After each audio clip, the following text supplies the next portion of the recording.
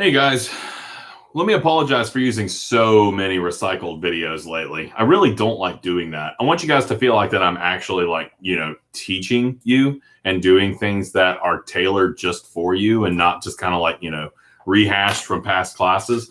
But you guys, it's hard to even explain all the craziness that's been going on behind the scenes. It's just tough right now. So anyway, quick video today because I have just kind of an interesting question I want to put to you. So I've been thinking about the eco narrative, obviously, because the eco narrative is coming due on October. I know I set the due date, but I always have to remind myself. October 8th is and obviously that's also, it might be different for the different classes, but next week, obviously. The eco narrative is very much a feel-good piece after we talked about politics for so long. We're all kind of dancing around a rainbow, holding hands after the political muck that we had to fight our way through. So this is typically kind of just designed to be a break from all that before we get back into the research and we, start getting our hands dirty again. But I had an interesting idea that I want to explore for the first discussion question this week. And that's this. Eco-narrative primarily engages the descriptive and the narrative modes, right? You can accomplish and really nail this assignment just by focusing on those things. That's essentially what it's supposed to do. But at the same time, I'm curious. Can an eco-narrative, the story of a place, make an argument? Now, my mind immediately goes to politics because I'm very politically minded right now, which is kind of driving everybody crazy around me, right? I mean, I'm sure you guys all have the political person in your family and your friend circle, and it's like, oh God, do we really want Bobby coming? I don't know, man. He's going to make it all about taxes and crap. But anyway, that's just where I am right now. So I was like, can an eco-narrative make some type of argument?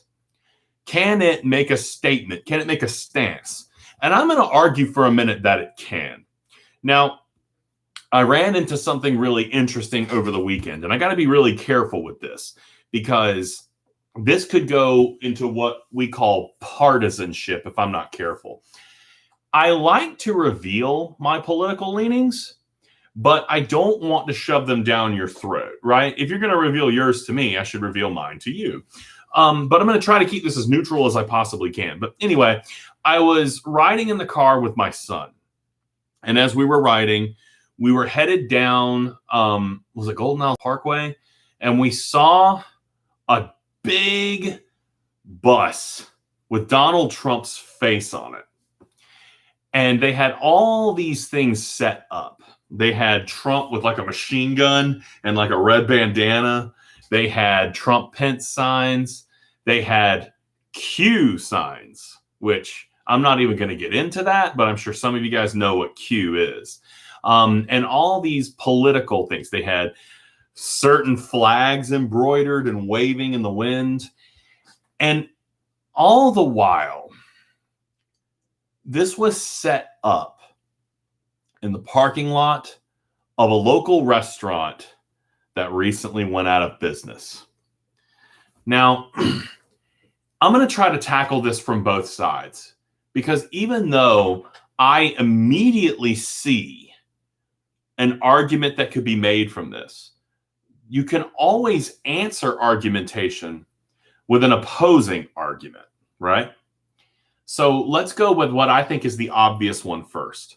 And remember, if what I'm about to say bothers you, write about it and you'll get some of those awesome points, right?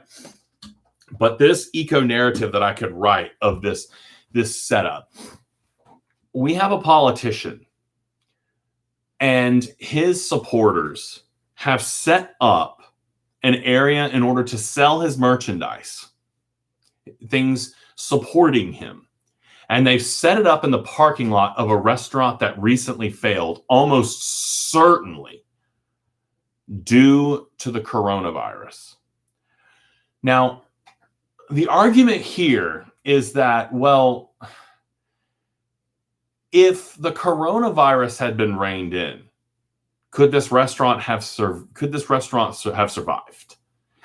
And for them to be set up in this restaurant parking space, is that, and this is one of my favorite words, and most people don't know what this word even means. I'm actually going to write it down for you.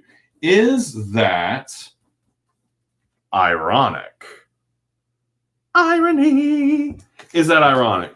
Is it that old, what is her name? The lady who sung the song, it's like, rain on your wedding day, some free advice that you just didn't take. Alanis Morissette. My camera is all blurry now because I held that up so close.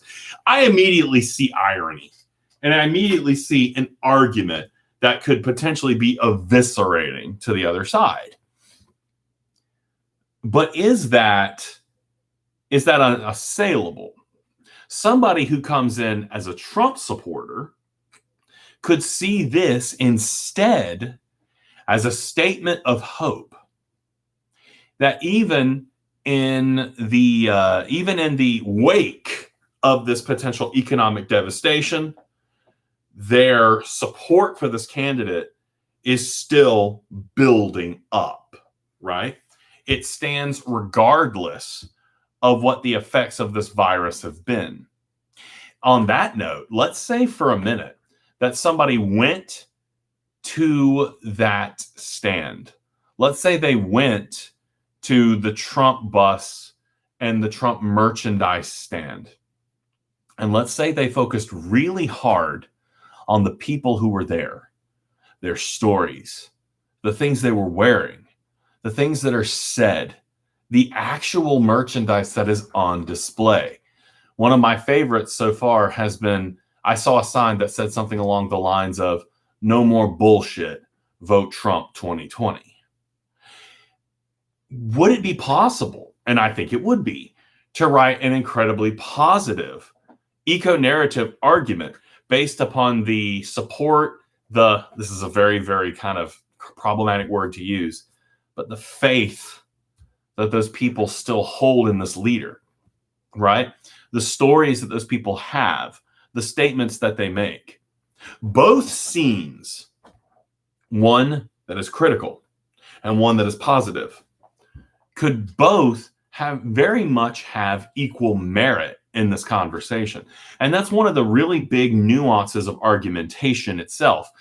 It's not an argument unless somebody can come up and argue against you, unless someone can agree with you. Looking at the scene from two different perspectives yields two very different things, right? And it all comes from the perspective. So here's what I want you to do for our discussion question at the beginning of this week. I want you to think about your eco-narrative. I want you to think about the place that you've gone to.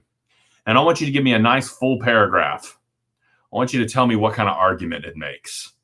What statement can it make? What statement can you make using your place? Let me see if I can come up with a few more examples besides that one.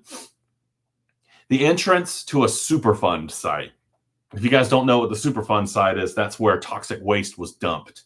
When you've got the fence on the outside and you've got like the vines growing up into it, right? You got the signs everywhere that are warning you to stay out, that there's danger. There's even fines associated with going into that place. That makes an argument. Back to Walmart again. Walmart with its policies, with the recording over your shopping experience when they're like, attention, I'm not going to say the name of the store anymore. Attention, retail store shoppers. We are living in unprecedented times, but we are providing you a safe and relaxing shopping environment. Please remember to socially distance. That makes an argument, right? That makes a statement. Everything is argumentation when you look at it long enough. What kind of argument does your bathroom make? I think mine personally says that I need to get my crap together. That's funny. Crap. Anyway, I want you guys to stop and think really hard. This is probably going to be a tough one, so I might reward some extra points for this one if you can nail it, right? If you kind of just sort of skirt by on it, that's okay. But if you really find a way to make an argument out of your eco-narrative, I'll reward you. Get your crap together. I would be laughing about that for the rest of the day.